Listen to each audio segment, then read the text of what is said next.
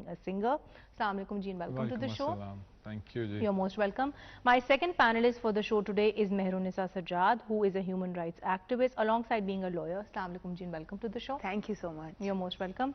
My third panelist here with me on the panel today is Muhammad Ali, who is a disability rights activist. Assalamu alaikum ji and welcome to the show. Wa alaikum assalam ji. Thank you so much for having me. You're most welcome. And my fourth panelist for this second segment is Naveed Yaqoob Saab, who is a musician. Assalamu alaikum ji and welcome to the show. Thank you so much. You're most welcome. Now, to get the conversation started with you, sir, I think when we talk about Eid and when we talk about celebration, music of course is a very important part of it. So as a musician, tell us about your journey into the music industry. How did it start? Was it something which was planned, or was it just, you know, accidental? It was not planned, I must say. I was into music since my childhood. Everyone says that, but I was into music. I was learning music, and but entry into the music industry was sort of, you can say it was an accident. I was singing at a wedding, and the producer of that movie heard me, and they said, why don't you come to the studio and audition for a movie? We are doing this movie. So I went to the audition and they heard me. Shan was the director of that film. I started singing on the mic. That was my first time on the mic for a film. Right. So and you had no idea that I had this no would idea. happen. So the music director sang the 2 lines for me. I went onto the mic and I started singing, and Shan suddenly said, okay, you come out. And I was like, oh man, I've made some mistake. So I came out and he said, you're going to sing these songs. Oh so that God. was my entry into the industry. So it was kind of then accidental, although you always wanted to do it, but you know, the way you got into it was accidental. And you know, you've sung this very amazing song which, you know, we all love, especially from the same movie, Mujhe Chand Chahiye. And it, you know, had that basically benefit of winning a lot of national as well as international awards. So tell us about that song, because you know, when you win an award for a song, I believe you have a kind of a special sentimental attachment to it. Of course it is. That song, Jaan Bhi De Do, I will sing it for you and for everyone. Of course, we would love to hear you sing that. And there's another song, Do Nain Tere, I will sing that too. But this particular song, it's very close to my heart. Not because it was the first song I sang for the movie, but the song itself, it's so melodious and so beautiful. The lyrics are so impactful. Yes, it's been 20 plus years. I sang that, the music was recorded back in 1999. Right. It's 21 years now. So when I look back, and even now, when at times when we turn on the radio while driving, the song is still there. So it's very close to everyone's heart because it's so good. The track, the whole of the track of the film was amazing. The music was really and of course great. it got you so much recognition too. Tell us about the attachment that you have with the song, because of course, you know, it was your first song, and you know, anybody's first venture into anything of course has a very special attachment for them. Yes, it is. I mean, the whole music is very special to me, but this particular song is very special in so many ways. This was my debut song, and this turned out to be the claim to fame for me. It won me so many awards, including National Award, which is the most prestigious award of our film industry. Plus, the music was so special. Sajid Ali and Ronak Ali did the music, and the lyrics of this song are very special. Khwaja Parvez, very famous lyricist of Pakistan film industry, he wrote the lyrics of this song. So people still listen to this song. Right, and I think it was just not one song. I remember there were 2-3 soundtracks to it, which were there for quite some time. For about 3 years they were with top charts. I remember that, right. Alhamdulillah. So let's have you sing that song.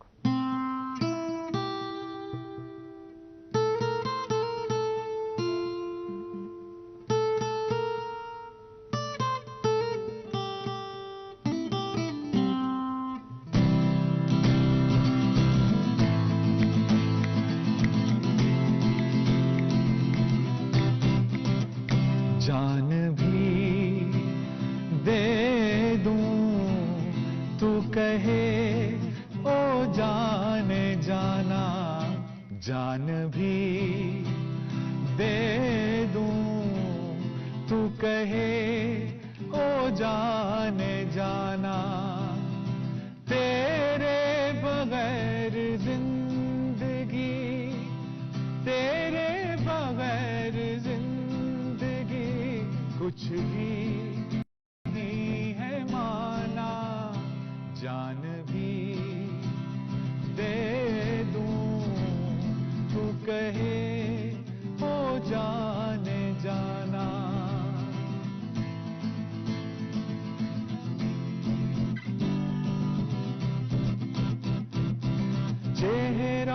तुम्हारा देख कर पागल सा हो गया सनम, चेहरा तुम्हारा देख कर पागल सा हो गया सनम, तुझसे तुझी को छीन कर खुद से ही खो गया. Parenisa, tell us that, when we talk about Eid, what is your typical Eid day like? Because I know a lot of working women, they say that, they just sleep through the whole day because it is that one day they get on which they have to, kind of catch up on their sleep. I actually love the festive spirit of Eid. So I like waking up early, going down and having breakfast with the rest of the family. It's also rare that everyone is at home and, the whole family is together. So I look forward to meeting my cousins, my extended family, and then obviously I'm a big foodie, so I love the food aspect of it. You can have guilt-free eating for 2-3 days. For those 3 days. But at the same time, I think we shouldn't encourage our viewers to eat too much, because if you eat too much, then you feel unwell, and then of course you're rushing to the hospital and making everybody worried about you. So you need to have that balance too. But when it comes to like kind of, revitalizing yourself, and it comes to, relaxing and everything, so I see that, a lot of people who work, especially they complain, a lot of women, they say that even on Eid they are working, because especially with Bakra Eid, they are cooking meals, they are in the kitchen, and they would be very happy if the male members in their houses, they swapped roles with them, so that they could have their own me time, perhaps they could enjoy the Eid in a more wholehearted manner. So do you think that this is something, a change perhaps which we need to bring, where we can expect men to share responsibilities with women, especially when it comes to kitchen work, at least on Eid? No, absolutely. And I think it is the case that a lot of these holidays, while everyone's relaxing, there's always someone who's overlooking all the food preparation for you, and who's cooking in the kitchen for you. So I think as a nice Eid Mubarak gift to their wives, men should help out in the kitchen as well. And if you're hosting dinners, etc. at home, they should lend a helping hand. So that, I mean, they should anyway, but especially on Eid. Because I know then, the burden is multiplied with you cooking dinner, with you washing the dishes, and, with you hosting people then, all in one go. But coming to you, Mohammed, I think you must tell us about your Eid festivities, because I know for you, what is equally important is both the pre-Eid prep as well as the day itself. So how do you, work towards making your Eid, more of a festival and, more enjoyable for yourself? From my childhood, I used to go with my grandfather to the mandi to buy the bakras, and from those days, I used to take off from school, did not go to school those days, spent the day, the night, even had food with the animals, because we knew that they were there for a small amount of time. We had to spend time with them. I used to give them names. I remember when I was a kid, I named 2 goats that we got, Blondie and Spotty. Once we got a camel, I named her Vienna, like the city in Austria. Personally, I think the main thing is the aesthetics, and also like it generally like comes out of your mouth and it sticks with the animal. And like the main thing that I would like to say over here is that that animal dies on the Eid day, but the memories and that name still stays. You and I can still laugh about the memories that that animal gave to me in my life. So I think those times that I spent with the animal, they're for a finite time, but the memories that you procure are sort of like infinite. We can discuss it through the course of our lives, which is like a very beautiful aspect in my opinion. And I think this is something which is very unique at the end of the day, because I do see a lot of young people out there. The actual act of slaughtering is taking place, what they do is they kind of film it. Then there are those who, before they slaughter the animals, they take selfies with them. I've seen people even make Snapchat filters out of their goats, the animals which have to be sacrificed. So do you not feel that, attitudes like these are kind of, in a way, derogatory for the animal itself? Because when we talk about slaughtering them, we have to do it, in a compassionate manner, even if you look at it from a religious viewpoint. I think as an animal lover, this is an insult to the animal. Today, commodification has increased so much in our society. I won't go on a rampage about that, but people just want to show off whatever they've gotten. And also, people, when in a public realm, should think about the sensitivities of people. Like a person like me cannot look at blood, or people do not want to see like animals being slaughtered and them like in that predicament. So like people should care about such sensitivities, not just care about their own entertainment. And also I think the main thing that we need to discuss over here is that that animal is still a living being, and that living being has some dignity and some respect which we need to like take into consideration whilst we make videos and Snapchat filters out of those animals. Right, and so this is exactly why I posed this question, because you know, for the social media just to, you know, glamorize their Instagram and to glamorize their Facebook, I think people resort to such things, which of course is not justifiable in any case. But sir, coming to you, I think we must also talk about your work too. You're also an accomplished musician in your own right. So tell us, you know, how you came into this, because you know, he is very clear that for him at least, he didn't plan it per se, he wanted always to do it, but he entered it by accident. So how did your entry in the music industry begin? Actually, I saw my father playing harmonium at my home.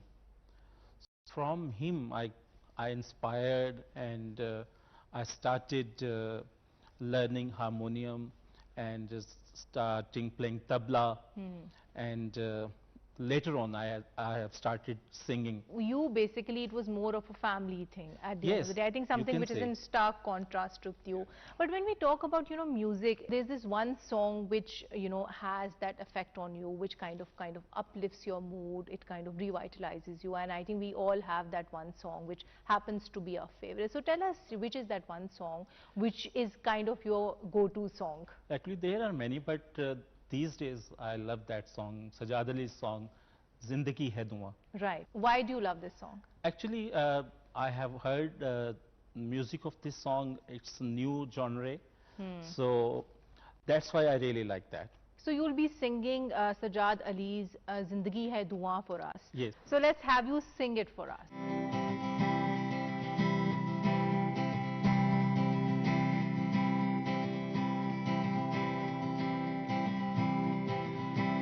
थोड़ा खिलौना समझ के मेरा दिल जो तूने झूठे थे वादे किए थे कभी हमसे तुमने है बेवफा ये जहां बेवफा है ज़मीन बेवफा आसमां जिंदगी है दुआ तू कहाँ मैं कहाँ रो चुकी है ज़मीन रो चुका आसमां जिंदगी है दुआ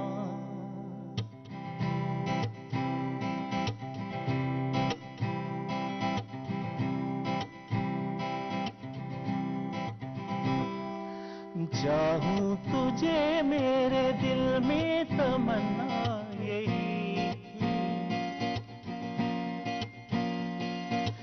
पालूं तुझे मेरे दिल में तमन्ना यही चाहूं तुझे मेरे दिल में तमन्ना यही थी पालूं तुझे मेरे दिल में तमन्ना यही थी तुझसे था दिल का जहां सह चुकी है ज़मीन सह चुका आसमां जिंदगी है दुआ तू कहाँ मैं कहाँ रो चुकी है ज़मीन रो चुका आसमां जिंदगी है दुआ। That was super.